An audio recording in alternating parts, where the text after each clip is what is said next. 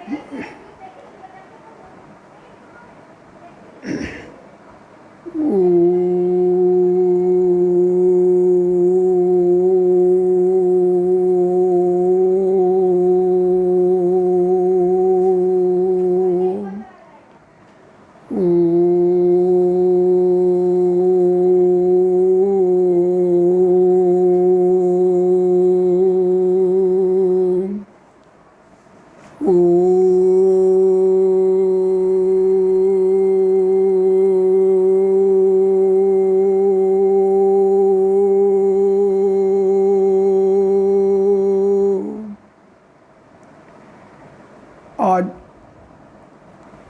पितृ दिवस है, फादर्स डे।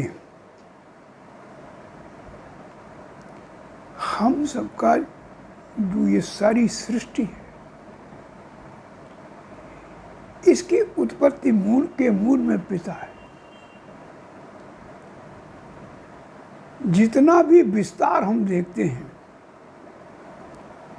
वो सब पितृ का ही परिणाम है।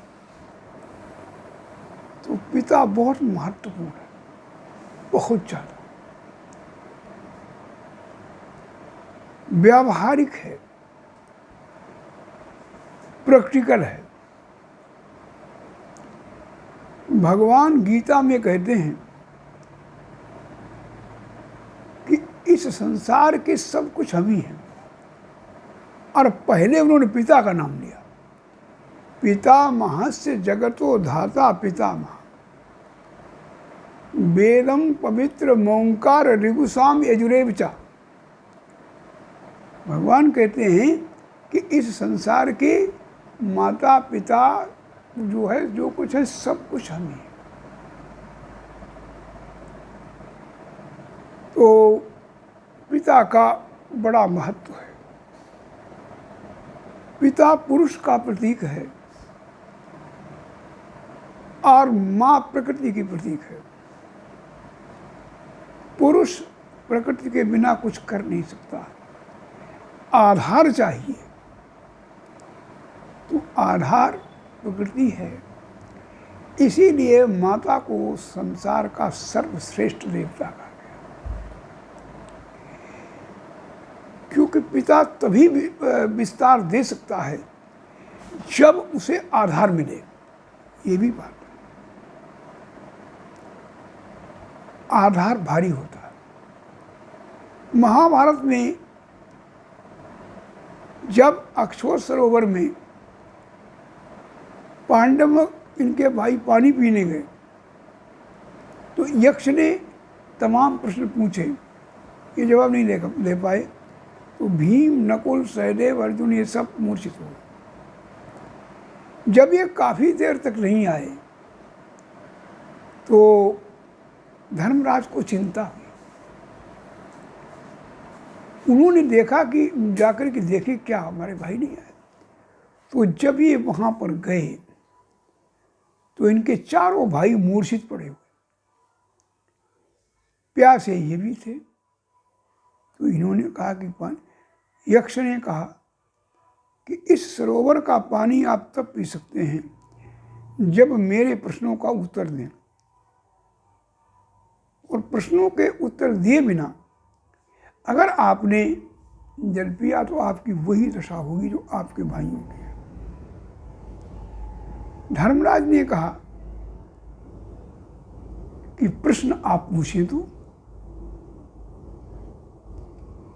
तमाम प्रश्न उसने पूछे। पृथ्वी से भारी कौन है? आकाश से बड़ा कौन है? वायु से अधिक तीव्रगामी कौन है? और धर्मराज ने आश्चर्य किया है संसार का सबसे बड़ा आश्चर्य किया। तो धर्मराज ने एक एक करके सारे प्रश्नों के उत्तर दिए और उन्होंने कहा कि पृथ्वी से भारी कौन है? कहा माता। आकाश से बड़ा कौन है? धर्मराज कहते हैं पिता।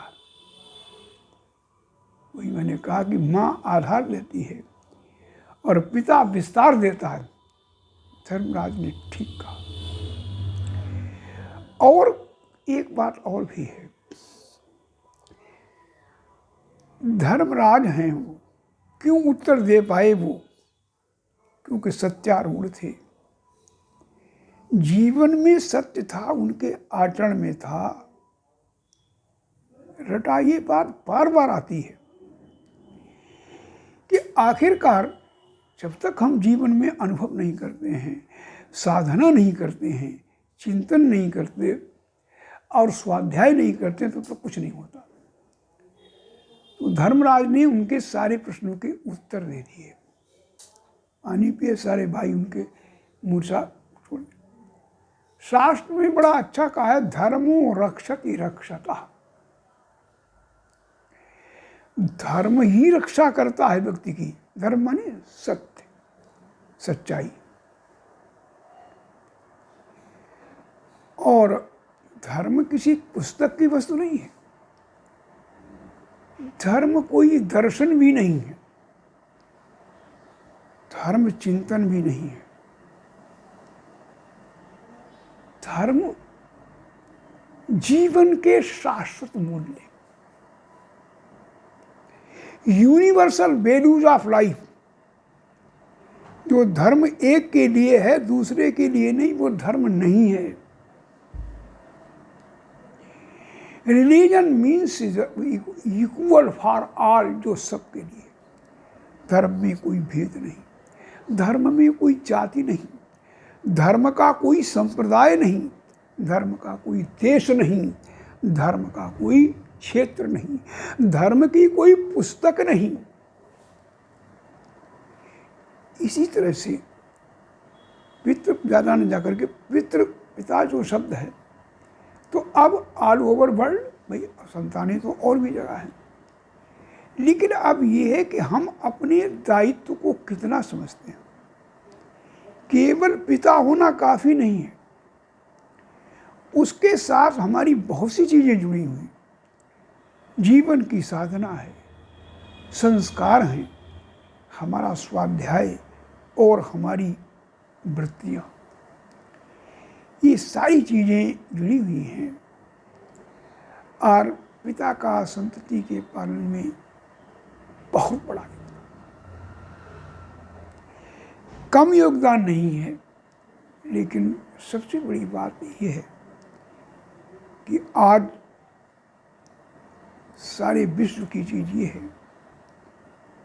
कि पितृ दिवस मनाने का मतलब ये है कि पिता अपने दायित्व को समझे, कर्तव्य को समझे, that why they are father. अगर वो पिता हैं तो वो क्यों हैं और उनके क्या कर्तव्य।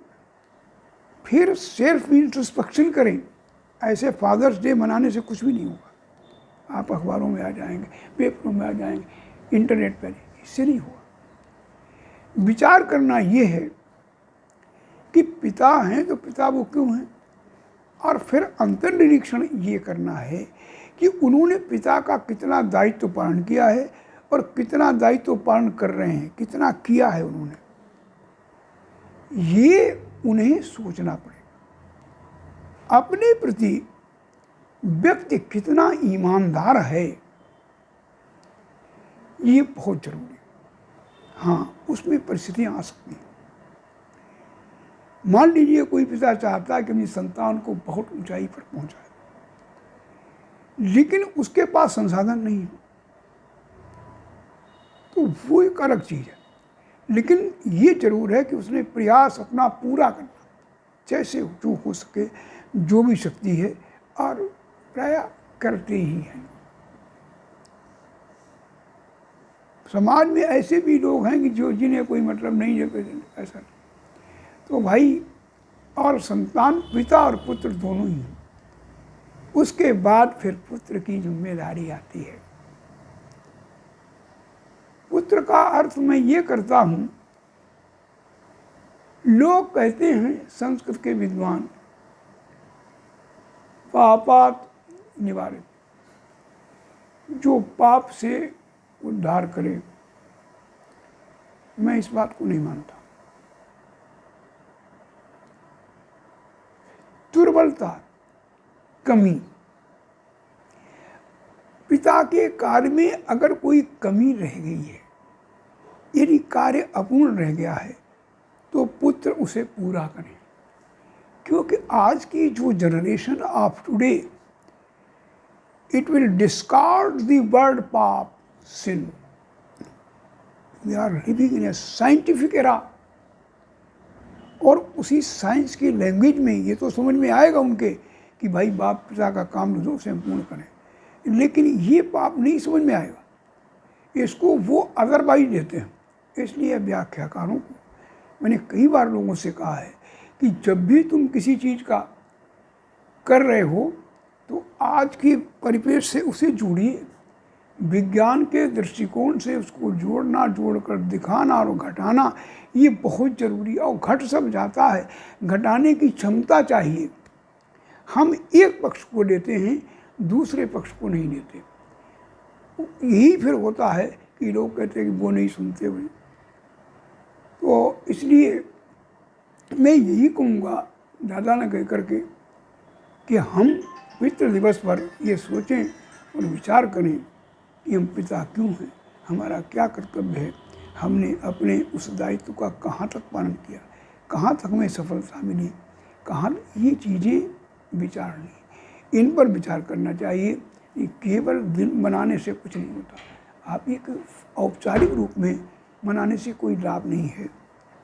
तो मुझे यही कहना है कि भाई हम पितृ दिवस के महत्व को सभी समझें, और विशेष तौर से जिनका ये दिवस है उन्हें तो समझना ही है। और समझ में चीज़ें शांति से आती हैं। कोई पिता कह दे अरे ये क्या लड़के आज के जाने हम 18-18 वर्ष के हो गए, ऐसा नहीं है।